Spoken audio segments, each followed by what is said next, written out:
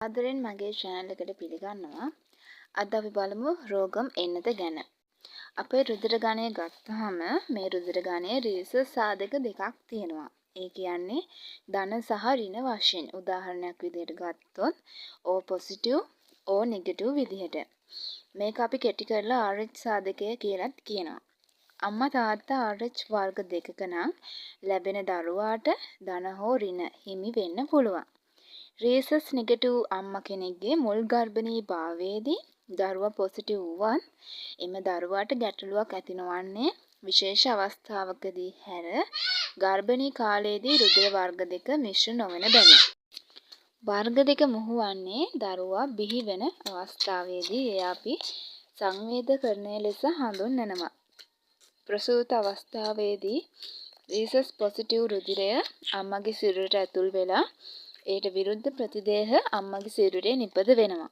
ඊළඟ ගර්භණී භාවයේදී බබාගේ rhesus positive වුවහොත් අම්මගේ සිරුරේ ඇති ප්‍රතිදේහ දරුවාගේ රුධිර සෛල විනාශ කිරීමට පටන් ගන්නවා. මේක ඉතාමත් භයානක දෙයක්. මේ වගේ දරුවෙකුගේ ජීවිතය බේරගන්න එක ඉතාමත් අසීරු වන අතර කරන්න පුළුවන් එකම දේ තමයි බබාගේ ශරීරයේ තියෙන රුධිරය සම්පූර්ණයෙන්ම මාරු කිරීමයි.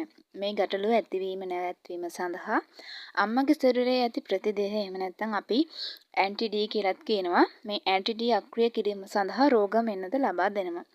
සාමාන්‍ය අවස්ථාවන්හිදී ගර්භණී කාලයේදී සති 28ත් එහෙම නැත්නම් 32ත් අතර කාලයේ රෝගම් එන්නත ලබා දෙනවා. එහෙම නැත්නම් ප්‍රසූතියෙන් පස්සේ පැය 72ක් ඇතුළතද ලබා දෙන්න පුළුවන්. ඉතින් ඔයා රීසස් නෙගටිව් අම්මා කෙනෙක් නම් අනිවාර්යයෙන්ම ඔයාට මේ රෝගම් එන්නත ලබා දෙනවා. සමහර විට මේ වෙනකොටත් ලබා දීලා ඇති.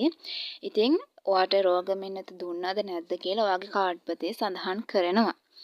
ওই ටික තමයි ඔයාට කියන්න තියෙන්නේ. ඔයා තාමත් මගේ channel එක subscribe කරලා නැත්නම් subscribe කරලා bell icon එකත් ඕල් දාලා තියාගන්න. අදට මම ඔයාලගෙන් සමු ගන්නවා. ඔයාලා හැමෝටම සුබ දවසක්.